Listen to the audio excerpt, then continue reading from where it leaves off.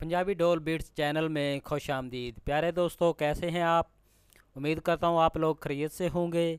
प्यारे दोस्तों, अगर आप हमारे चैनल पे नए हैं तो जल्दी जल्दी हमारे चैनल को सब्सक्राइब कर लें और साथ ही साथ इस बेल के आइकॉन पर क्लिक करके नोटिफिकेशन को ऑन कर लें ताकि हमारी नई आने वाली वीडियोस आपके पास जल्द अज जल्द पहुंच सके।